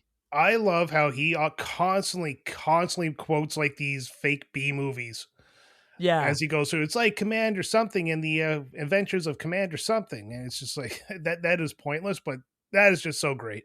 yeah, it's got some humor. Like I really don't know how old the kid is. I should have looked it up. He's probably 6. I don't think you think he's that young. No, but he's a teenager for sure. Yeah, like he's he's definitely not like an old man. Yeah, he's like I would have guessed he's like a 12 or 13-year-old teenager. But anyway, it's literally just him and his dog for this whole game. And very early on in the game, they basically get pulled into this alternate dimension and they're trying to find their way home, and they're slowly running into other people from their home that have been pulled into this dimension. And it's really, I think it's one of the stronger points of the game is the writing, and seeing this kid interact with these people that like find him odd but still deal with him. Yeah. And then the whole time, like, your one serious friend is your dog. Your dog is just always with you, and every time you go to a new area, your dog transforms into a different kind of dog. And I think that's such a great concept. That was an outstanding concept, especially with every time the boy explains it to somebody else, he's just like, he's not feeling himself today. Yeah. And it's just like the constant running theme with the dog. And yeah, he starts out as like you go to prehistoria, then you go to the Roman times, and you go to the medieval times, and you go to the future. I think those are the 4 levels. Yeah. If I remember correctly. But yeah, he starts out as like a big wolf, and then he's like a not Jack Russell. What's those really skinny looking dogs that Like are at a racetracks? Santa's little helper type. Yeah, dog. Santa's little Yeah. helper. And then what is it? He's a poodle, which I The- love. I friggin' love the poodle. He's a pink poodle with like the poofy hair and everything. Yeah, and he keeps standing on his back legs and walking away off screen with people because he'd always follow somebody else. Yeah. And then at the end, he's like a robot dog that can fly and shoot lasers, which is fucking awesome. Yeah, that was outstanding. I ended up not finishing the game, but I ended up fighting the last boss with Laserback Dog, and he had like the full charge, and that hit hard. Oh, buddy. By about the halfway point of the game, I found that like between how long it took me to recharge my weapons and just the fact that I would charge up. Oh, would it not be frustrating when you charge up a weapon and then go to attack and miss? And you'd be like, God damn it. Now you got to wait. Yeah, it happened to me so often. The first time I got the spear. Often. Yeah, the first time I got the spear, I got to level 1 on the spear, and I had to fight that swamp monster. Yeah. The one that pokes his head out of the swamp like in 3 different locations. And I would run up and I would throw the spear and it'd completely miss him. Yeah. And I just like, fuck. Oh, it felt like it gave me flashbacks to XCOM. Like the amount of times I missed my fucking attacks. I was like, that should have hit. But your dog just turns into such a beast. And like so very early on in the game, even my dog got powerful. And I would always just set my dogs, because you can set their attack level at 0, 1, 2, or 3, like how much you want them to charge up. I would always just set it to the highest number, and I would just set it all the way to attack versus look for ingredients or attack. And like he would just kill everything. Like he was just my MVP. My goal was healing the dog and just letting him do all the heavy lifting. And you mentioned it, dude. I think one of the greatest things about this game is when you're in a village or wherever you are, your dog is like goes off and smells things on its own, or will lay down and take a nap. And like, it really does feel like you're just a kid and his dog walking through this town or this game. And I've never played another game where I had a dog as cool as the dog in this one, I don't think. Yeah, and outside of the dog dying all the time, I mean, there's absolutely nothing wrong with having the dog around. When he fights, like you said, he gets powerful. Oh, so powerful. And it's just kind of, it's great when you're sitting there swinging at an enemy and like you miss, and all of a sudden the dog comes in and finishes him off, and you're just like, fuck yeah. Yeah. And that And you share XP. yeah, Like the dog will kill people, and then it'll be like, because I named the kid Hoju, of course. And so, and Millie was the dog. So that Millie would kill somebody, and they'd be like, Hoju gained a level. And I'd be like, oh, fucking A. Good job, Millie. The only problem was that when you were trying to level up your weapon, that's the only time I'd go into my dog's. Like there was one part near the end of the game where you're going between the two castles where I got a hold of the lance, my new spear, and I was just grinding against the mice trying to like level it up. And I killed the mice in one hit, but I kept missing them. But then Millie kept killing them, and I finally had to turn Millie's like thing down. And I was like, "Would you just stop eating mice? Like, I need these for experience points, buddy. Just get out of my way for 2 minutes." I go sniff your ass. Yeah. Oh, yeah. I don't have anything to add to that. The dog is literally the best part of this game, and the relationship between the dog and the boy is really good. Yeah, it's very pure. Yeah, I really enjoyed that. You mentioned it earlier. I like the boy's sense of humor. Like he's always referencing like, this is just like these stupid scenes from these stupid movies and stuff like that. And I enjoyed that. I thought that was really cool. And the way was really good writing.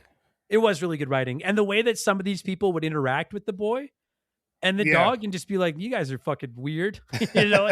And they would just blatantly call it out. Oh, I already mentioned in the intro, spoilers are on the table. Dude, about 3/4 of the way through the game, I go into this fucking inn at this old castle, and it's Cecil is the fuck, and he like straight up like, and it's straight up Cecil from Final Fantasy IV, like referencing. It's not even hinted at. No, just straight up admits it's him. Like mentions Rosa and everything. And Cecil from Baron. It's like, yeah, okay. That got me. I was like, oh, And sick. That if got you acknowledge him, he gives you a discount on the stuff he sells you. Mm-hmm. Yeah, I thought that was so fucking sick. That I really, maybe I'm overthinking it, but like you mentioned, this was a North American developed game, and I can't help but wonder if part of the reason the writing is so solid in this one is because there's no translation issues like there normally is. I never thought about it that way, but when I was reading the wiki earlier, it said it was a young team that was developing the game, so I kind of wonder on a different side of that if it was just like a bunch of young people passionate to make a game that would stand out. Could be, yeah. Like it's almost got just like a hint of Earthbound to it, just with the humor and some of the writing and stuff like that in it. So I really enjoyed that. I love seeing him with the dog. I will also say, graphically, the game looks incredible. Amazing. Like this is one of the best games on the Super Nintendo graphically. Yeah. It's the classic sprites, but they're like more along the line of like Chrono Trigger, obviously Secret of Mana sprites. They're much bigger, they're brighter, they're colorful. All the Very characters detailed. very detailed. All the characters were super detailed, the backgrounds, the environments, even the enemies. Like I thought I'll hear an argument that maybe the enemies got a little bit too, when you fight those flying skeleton bats. Oh, I fucking hate those things. Me too. And it's like, okay, I fought about 400 of you. Each area has like 3 enemies. Yeah. So you do get sick of seeing the same enemies, but to their credit, the sprites for each of those 3 enemies look fantastic. Oh, absolutely. And then when they're killing me because they're flying and they're hard to hit, and especially on that chessboard area and by the forest you're talking about between the 2 castles, it's fucking trying to run through that, and you got like 4 of them swarming you, and you're trying to swing at them, and you keep missing, which means you keep having to let your goddamn sword recharge to 100% so you can swing again, and then you try to run away, and then whoops, that knocks that down to 0%, so now you got to wait for that to recharge again. Oh man. Another point, I almost threw the controller in the garbage and walked away from video games. Yeah, I agree. That was really frustrating. But that was that one specific part. I want to qualify that that's not something game wise. That was just literally that one specific part. That's why I'm shitting on it right now. For sure. And while we're talking about the sprites and stuff, I'll give a massive tip to the, I gotta say, I found most of the boss fights very boring. Like I would keep my distance and just keep using magic for the most part. But the bosses themselves, obviously, or at least in my opinion, the coolest looking one is that giant red spider thing from the cover of the game. I don't remember its name now. You fight him twice, right? Yeah, you fight like an evil purple version later. But like I thought most of the bosses in this game looked really fucking cool. Oh yeah. Like they're just so bright and colorful. Yeah, no, actually, none of the bosses. I'm trying to think of the one I like the most. Which one was it?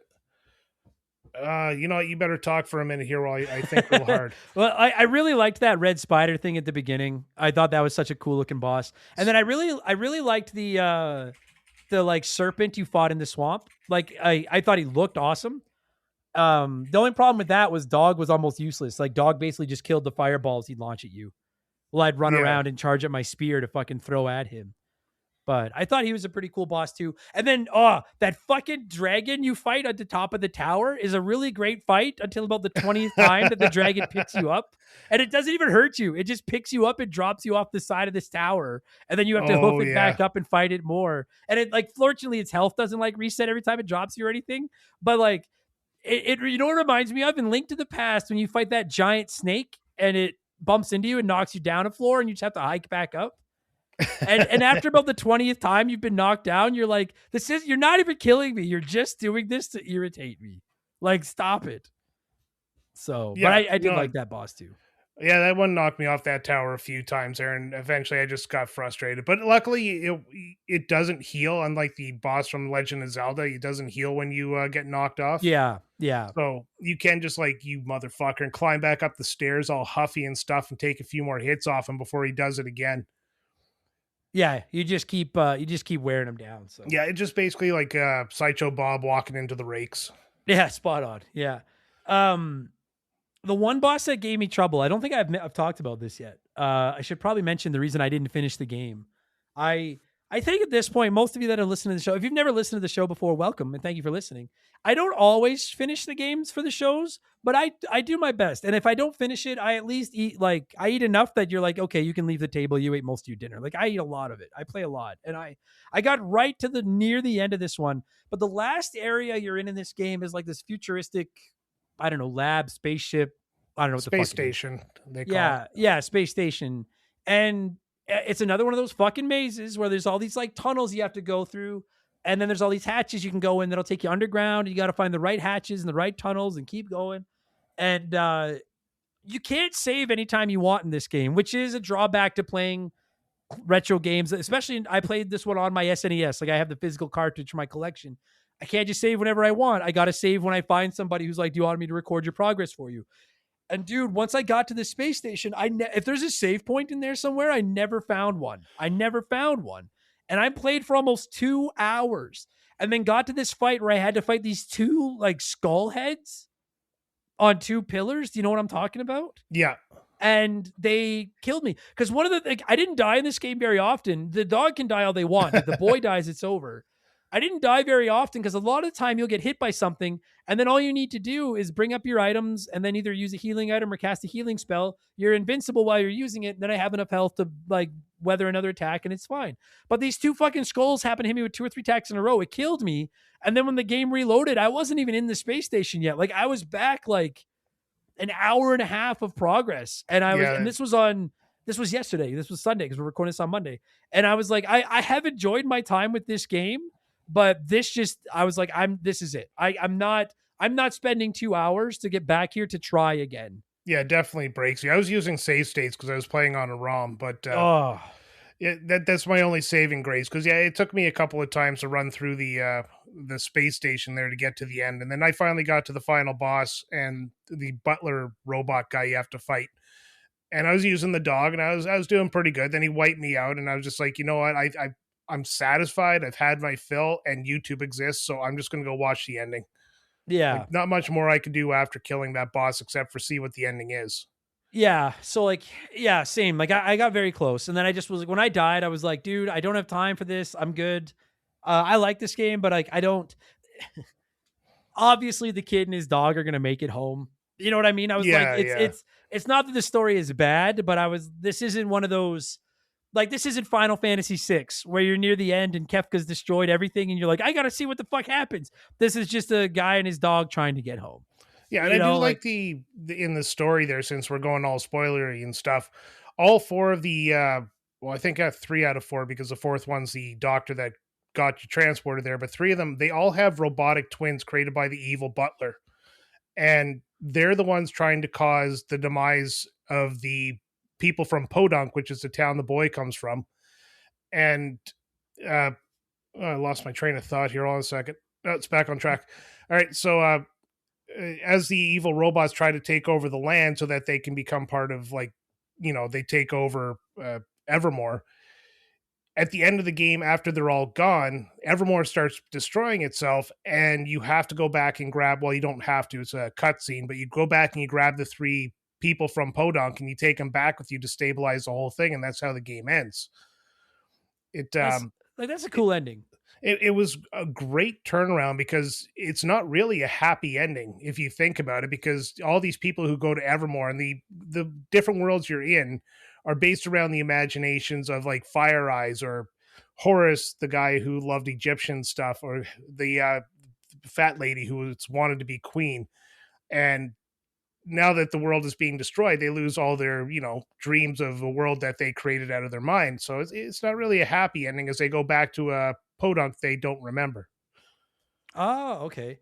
Because if you remember, the whole game starts, like, if you watch the opening cutscene, the whole game starts in the past, like, let's say 1950, and then by the time the boy comes around, it's 1980 something. Oh yeah. Oh man. Man, maybe I should have fit. Well, you know what? I would have finished you if you hadn't fucked me with those 2 heads and cost me 2 hours of playtime. So, and you know what? I want to make it clear when we put a score on it, I'm not going to take any points off for it killing me and me losing those 2 hours. All that is I've been spoiled by modern games with my checkpoint every 3 seconds. It's harder now. Like, as a kid, I would die like that and I would turn it off, and then the next day I'd be like, well, this is the game I'm playing. I'm going back. Yeah, I can't afford any more games, so might as well. Yeah. But like nowadays, I'm like, no. I don't have 2 hours of patience anymore. That's it. That's your last straw. But that's cool though. I like that ending. Like the story, like, could the story have been deeper throughout? Yeah, probably. Because at the end of the day, it's basically like a fetch quest game. Like, go and get the 2 crystal eyes for us. We'll help you get home. Go and get these parts for the ship. We'll help you get home. I think the story was deep enough for what they were trying to go for. It kind of, like, the way the boy talked, you expected kind of a cheesiness to the story, and it really delivered on that. And it was done very well. I don't disagree with that. Like, the story did its job. It just, I mean, when you compare it to, say, a Chrono Trigger or a Final Fantasy VI, like, it's certainly not layers of storytelling, but it's fine. It did its job. It gave me a reason to keep playing. And at the end of the day, I love dogs, and there's a boy and his dog, and I was like, all right, I want to see these 2 get home. And despite the fact that I do feel like I've dunked on this game a lot, like I really did enjoy my time playing it. If you've not played this one yet and listening to this maybe has you intrigued or anything, if you haven't shut off the podcast yet after we shit on it for 25 minutes. No shit. Like, if you like RPGs, it's definitely worth a try. If you like Secret of Mana, I can't recommend playing this one enough because absolutely, they're twins. It's definitely very, and like I said, I actually like this one. I like the setting more than Secret of Mana. I like the boy and his dog more than I like the 3 characters of Secret of Mana. There was a lot of aspects of this game. That's what I have written down here. You know what the big note I have written down here and circled is I almost like everything about this game. But there's like every single aspect of this game has one crack in it that I just am like, that's the part that bothers me. Yeah, and it's just like we've been saying, like, even though we're dumping on the game, for some reason, this game is a ton of fun. Like, I always found myself wanting to go back to it, even after I got frustrated. You turn it off, you walk away for an hour or so, and it's like, am I really done with it? Then you go back and you play some more of the game, and you get past that part, and you get that little dopamine dump, and you just carry on. The game is just pure fun, even with all of its little bumps and nicks in the gameplay. Yeah, where it shines, like where this game shines is this is as good of like put on a podcast, preferably Remember the Game, but whatever show you want, like put on a podcast or a YouTube video, or like I was playing it in my office on my CRT. So I had my computers here and I had I'd put a hockey game on or a baseball game on or whatever. And because there is a lot of mindless grinding at parts. But as long as you're like, the good thing about it is that like that combat loop isn't when you're not going on a streak where you constantly miss and everything. Like the combat loop is fun. Leveling up your magic spells, you start to figure out patterns as well. And there's not a ton of and correct me if I'm wrong, but I found, and this is a pro in my book, not a ton of exploration. No, every area is pretty much open when it needs to be, and outside of trying to figure out little things like using the dog to jump a bridge and bring back the platform in that one part or something like that, it's Yeah, it's pretty much cut and dry. You're headed to this area, go through this maze, get frustrated at the maze, get through the maze, carry the story forward, go through the next maze, and so forth and so on. Yeah. Like there's not a ton of like a hidden floating island of monsters to go fight to get Yeah. big summons and like that kind of stuff, you know? It basically tells you where to go. Like you said, it gives you a reason to explore and talk to people because you'll find some extra spells and things, but there's nothing too crazy to find. Yeah, there's a couple off the beaten path areas you can go to for sure, but not mandatory to finish the game. No. So like that's what I mean. I liked the combat, but I did find it a little bit slow at times. I liked the spell system, but I found it in knowing that I couldn't equip all my spells at once and I'd have to walk back and get different ones. I like the different areas very much, but I found the constant relying on mazes so annoying. Every part of it I liked like 80%, and then there was just one bad apple in each bag. And at the end of the day, what it boils down to, I think my biggest gripe with this game is the mazes. It's just nonstop. And the only thing I can think of is that they were like, if we don't make all these different areas into mazes, then someone's gonna beat this in like 6 hours. Like the game almost requires you to walk around in the mazes lost and keep fighting the same enemies to make sure you're not under leveled as you go on through the game. Yeah, like it almost forces you to grind without just because you don't know where else to go. Yeah, that's inherently not a bad thing. Force you to grind without letting you know you're grinding because you think you have a goal in mind. Yeah, it does hit a point, and that fucking forest or that fucking swamp at the beginning, it does hit a point sometimes where you're stuck in some of these mazes and you're just like, all right, I want out of this fucking maze now. Yeah. Like where definitely. the fuck, please let me out of here. So especially when you're running around the same area and you've actually killed all the enemies in the area and you're like, just where the fuck do I go? And then it turns out you have to go back to where you started to carry on. Yeah. No, 100%. Oh, fuck me. Or you'd kill a bunch of enemies. And I don't know if this ever happened to you. And then you get hit by one enemy and that kid would do that massive knockback that he does. And you get knocked out of a fucking screen. Oh, God, yeah. And then have to like come back into the screen. But now all the fucking enemies are back. It's like, God damn it. But that's why I always made sure my back was not against a screen changing area. Yeah. That was number one tactic for me right there. I take a few hits to get on the other side of an enemy if I had to. Yeah, because fuck, it would be so frustrating when you get knocked out of one. Oh my God.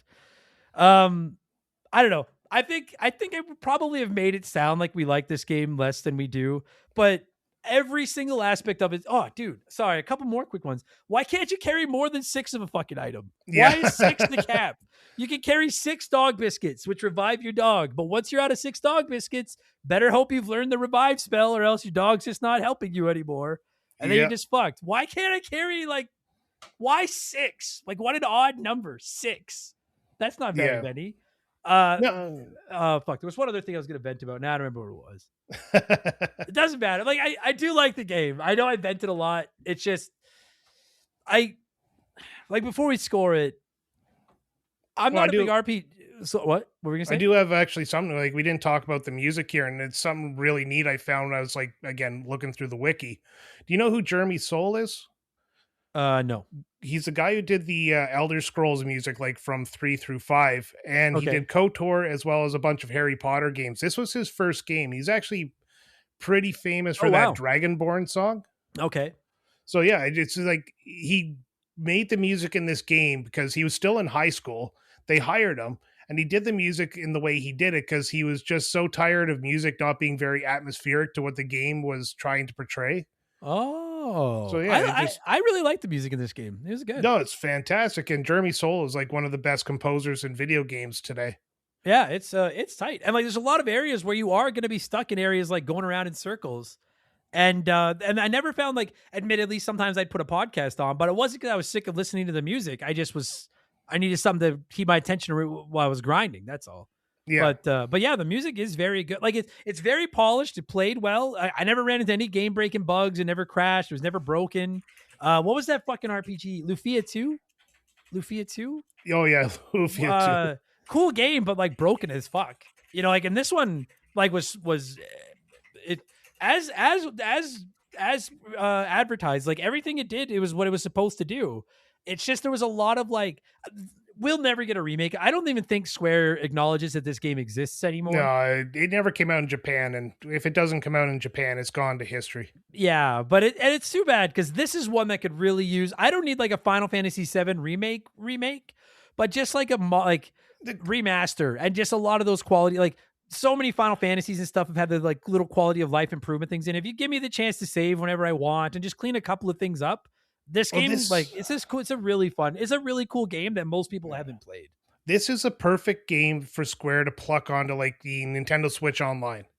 Because it's not popular enough that they can do a remake and get big numbers out of it, but it's popular enough that if they threw it on there, they would draw some eyes to it. I agree. Yeah, I'd love to see this one added to Switch Online or something. Because if you're listening to this and this is one of the Super Nintendo RPGs you haven't played, I don't consider myself all that knowledgeable when it comes to RPGs. Certainly not as knowledgeable as old Cap here. But like I know the heavy hitters, your Final Fantasies, your Chrono Triggers, your Earthbounds, your Mario RPGs.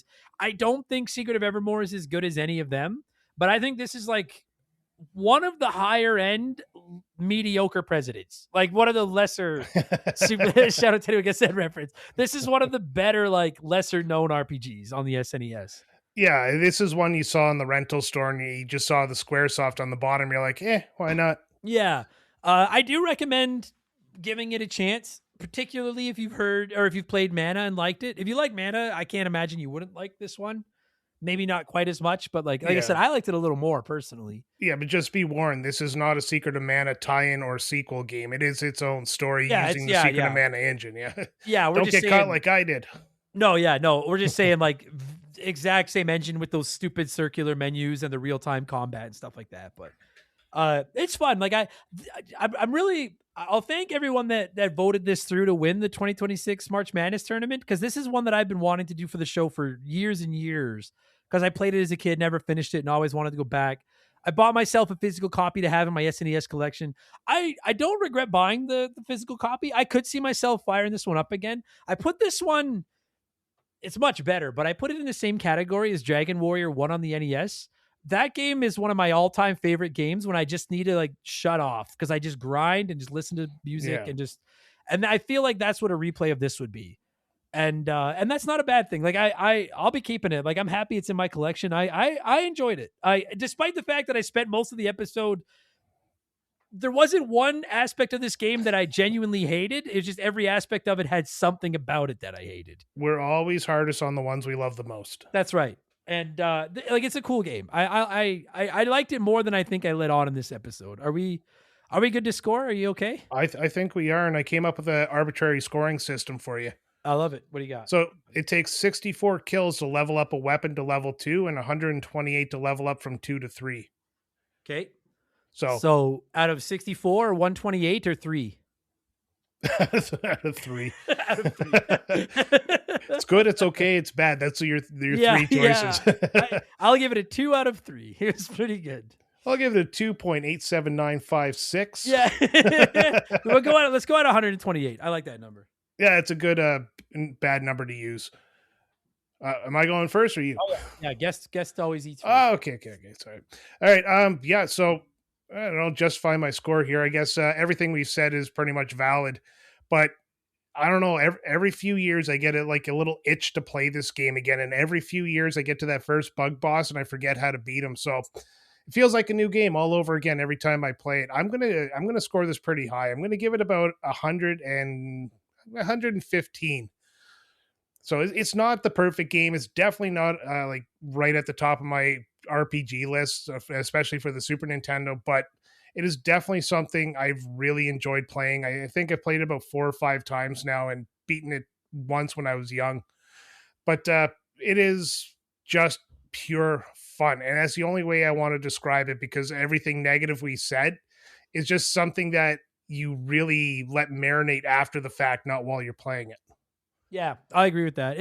It's ironic that that we're always hardest on the ones we love. Like, kind of genuinely is true, because there's not a single thing about this game that I hate. I just don't think there's anything it does perfectly. And because I like the concept, I want it to be perfect. And it's not. I'll give it like a 105 out of 128. It's very good. Like it's if you're like, yo, I've never played an RPG on the SNES, is this where I start? Absolutely not. Like, go and play Earthbound and Chrono Trigger and the Final Fantasies and Mario RPG. Like, go and play the heavy hitters. But once you're through all the all-time classics and you're like, I need more, this one's worth giving a chance. I don't think this is one that'd be for everybody. Like, I could see a hardcore JRPGer not enjoying this one as much, but I quite enjoyed this one. It's cool. 105. If you're in the turn-based combat type of JRPG, this definitely isn't for you. But if you like the action games like Zelda's or Illusion of Gaia's or stuff like that, where you have the RPG elements, but you still have the action elements, then this definitely is right up your alley. Sure. Yeah. Well said. I agree. Good. Very good game. And I feel glad to finally have it done. Like, I feel like this has been 30 years of me wanting to play Secret of Evermore, and I finally have done it. So, holy fuck. October 17, 1995. So it is. Holy fuck. This game will be 31 this year. Yeah. Jesus Christ, we're old, buddy. And there's no 30th anniversary release. God damn you. No, I swear this is one of those games where I'm like, have you ever heard the rumor? There was a rumor for a long time that Capcom lost the like master files of the Game Boy Mega Man games. Like, that was don't think I've ever heard that. Yeah, there was like something like that going around because they were I remember there were advertisements in magazines for like a legacy collection of the Game Boy ones, and it never came out or something. And it was like everyone thinking like rumors that they had lost the master file. And like now obviously they're on Switch Online. So maybe they did lose them and they found them. I don't know. Maybe they just downloaded a ROM. Yeah, they downloaded ROMs and fucking, yeah. Wouldn't that be funny? No, I don't want to. Yeah, no, that would be very funny. But that's almost what it feels like with this game with Square. It's like, you know what though? Fucking, it kind of feels like that with Chrono Trigger too. Like how Chrono Trigger hasn't been. I get not putting on Nintendo Switch Online because you can sell it. How that game's not for sale everywhere, I have no fucking idea. No fucking idea. I know. It's like a slap in the face to anybody who's a Chrono Trigger fan. Yeah, I don't get it. Whereas this one, I think they genuinely maybe did lose because they just have decided this game doesn't exist anymore. It's just dead. Yeah, they don't even acknowledge it.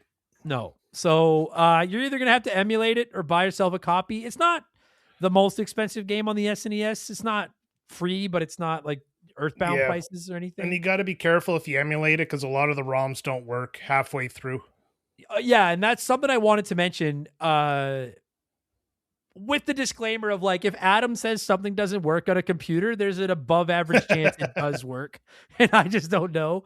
But I've tried to play this one emulated a couple of times, like, because this is one of those ones. If my stance on emulation is if the rights holder's not selling it, and my only way to play it is emulate it or buy it at the flea market, then emulate away because I'm not taking any money out of the owner's pockets. Like, I tried to emulate this one and I could never get the ROM to work properly. So to hear you say that makes me feel a little bit better. Yeah, it took me a long time to find a actually stable working ROM. Like I had to look all over the internet. Oh, okay. Some places I don't even want to mention live on a podcast. Yes. Don't sue us. It's selling these days for like between 60 and 70 Canadian. So it's like 50 bucks average, American. Yeah. And I probably spent $60 on it and I have no regrets. Like it was $60. It was fun. I enjoyed it for $60. Good shit, buddy. Thanks for doing this as always, Cap.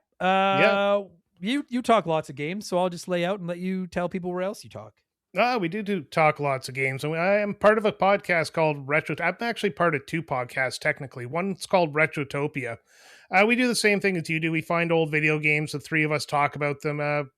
Follow the formula that you've laid out for many, many of us who followed in your footsteps. And I guess we're just talking about a different slot of games than you've talked about. So it's fun to check us out. We're just down the road wherever you get your podcasts. It's Retrotopia. And I also started another one with another friend called Retro Bites Neo, where every month we just pick a topic and we just kind of have a round table on it. And it's fairly new, so it's still working out the bugs, but you can find that wherever you get Retrotopia. We've combined them together so that it's not hard to find. But please check us out wherever you can. We appreciate the listens and the feedback if you ever want to give it to us. Do it. Good shit. Check them out. Links in the description of this, assuming I remember to put them in there. Cap, appreciate you chatting, buddy. Thanks for your time, and enjoy the rest of your Monday night. Yeah, you too. Take care, buddy.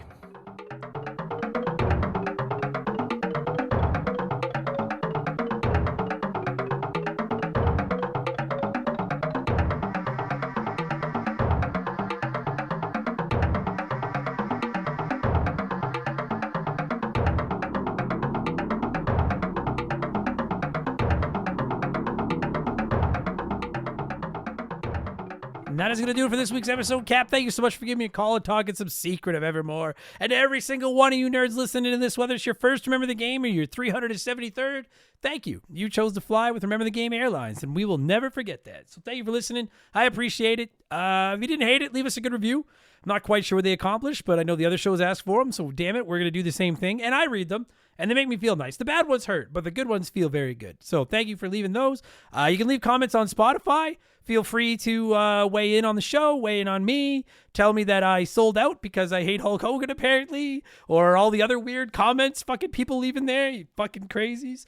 I appreciate that. And if you want to support the show, patreon.com/rememberthegame. It starts at $3 a month. It's not expensive. You'll get tons, literally hundreds of episodes with new ones most weeks. I am taking next week off altogether. No shows next week on Patreon or on Remember the Game. I'm going to just spend a week playing with my dog and catching up on some stuff, visiting family and doing the things humans do away from their computers. But don't worry about that. After that week is over, we're back. It'll be May. We have tons of new episodes coming up. And if you are a Patreon, this is a big fucking deal, man. Beginning Friday, May 1st, it's our inaugural Royal Rum Poll. 2 video games will start out on our poll every day until we get 30. So 28 more days. I'll be adding a new game to the poll every day. Every day, any game that didn't have at least 15% of the total votes is eliminated, and we'll whittle it down to one champion, and they will get an episode of RTG. I'm very excited to do that. So probably no better time to become a patron than right now. So you can vote in the Royal Rum Poll beginning May 1st. Next week it'll be, remember, I'll dig something out of our Patreon archives and put it up on the feed to keep you busy. In May, we're hoping to cover Pokemon Leaf Green and Fire Red. I'd really like to do an Adventure Island episode, one of them, and then maybe Oblivion. If I can get Oblivion done in time, I would love to cross that off the list, but no promises. We'll see how things go, okay? I'm going to thank some patrons and get out of here. Appreciate you all listening. Thank you so much. Go Habs, go. Talk to you on the next one. Cheers, so long. Goodbye. Remember the Game is brought to you by our Patreons. I couldn't puke up all the content I churn out every week without all of your support. The following people are the senior executive vice president level or higher on ye old Patreon box, and as such, I'm contractually obligated to say all your names as quickly as I possibly can.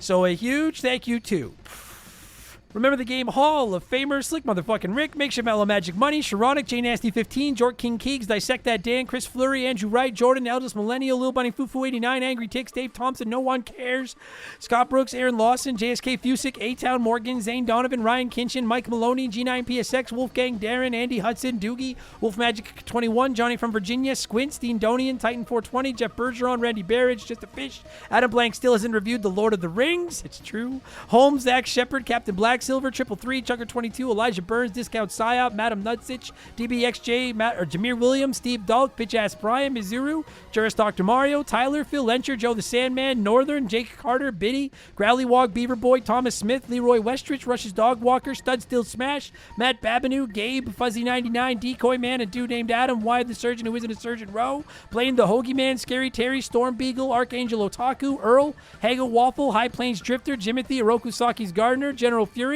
I am the very model of a modern Major General, Max Legroom, James Juan Francesco, John of the Adult Children Podcast, Drugs About MK, Sam Carpenter, Donnie the Dude, Walter, Sleeper Hits, Squeak Nuts, Isaias, Hits Meals, Timmy the Exuberant Turtle, Caveman Lance, Christian Gabriel, Maverick Marty, Musty Beetle, Graham Kennedy, Timothy Sabrinsky, My Left Nut, Beef Dingleberry, Quiet Place Queen, Christopher Britt, Zamatos, Big the Cat, Tadpole, Lugnut, T-Bear 87, Maverick, Brandon DeZeba, Kia Pup, Monster SD Boner, AB Killen Works for Me, Mild Oatmeal, Ted Explosion, Ryan Perry, Alex R, please refrain from tasting the knob, Scotty J, Just Car Prank, Zombie Exy, Bartman Forever, Darth Skywalter, Postman, Nick Creature, Adam Martinet, The Big Deal, Ryan 4664, Kevin Monroe, Can't Destroy Her, Pee Wee Squitters, Nordak, Lord Palmerston, Beers of War, Because 19, Infinity Rage, Marcus Mendoza, Lord Long Ron Von Hugendom II, Roger Staubach's Pool Cleaner, Lucas Shaman, Frosty Bear, Sour Goat Face, Faded Suffrance, Chris Hill isn't scared, that could be anyone's ass, B Money, Penguin Milk, Fallen Snow Kiku, The Supreme Chozo Rizzo, You Son of a Bitch, Why? Tell Me Why, E-Man Trucker, Eddie D19, Mark Sneed, Christopher Lee Williams, Agent Booty Pants, Shoeboxers, Adam Blank still hasn't reviewed Mario Galaxy, Jay Callahan, Robbie Air, Brian Richmond, Mr. Blobbert, Blobberstein, Smith, Bula, Too Much Karma, Mopey36, Cesar, Fill Up My Mouth with Farts, Liquor Like Luigi, Cody Thompson, J.R. Bob Dobbs, Mr. Scorpion, Mr. Jabroni, Big Daddy Randall, Ida Yellow, Yes, Yes, Yes, This Rocks, Flinny123, Lotus, A Fridge Too Far, Toby O.P., Scotty McGee, Alex McIntyre, Spider Cat, Muffin Man Jr., Adam Blank still has reviewed Crash Team Racing. Eric Hopewell, Darbles, generic name 238, Newman. David Schroeder, Moncal, Diablo, Spartan, McCracken, Wilco, VOS Rager, Derek Karen, Brother Retro, McMadgear, Conebread, Ocarina of Tim Rocks, Daniel Cook, you heard about Pluto, Desiraith, Super Cyan, Safarioth, Savage Boosh, Hello Mr. Thompson, MacGyver 88, Travis Sanders, Lord Salazar, Flater Flav, Erotic Onion Ring, Captain Asbury Juice, Doogie Bowser MD, Shut Up, Topher Love, Thunder Leaps, Legendberry, Jinxie 425, Akiris Network, Horror Wars Podcast, Jeff Leopard,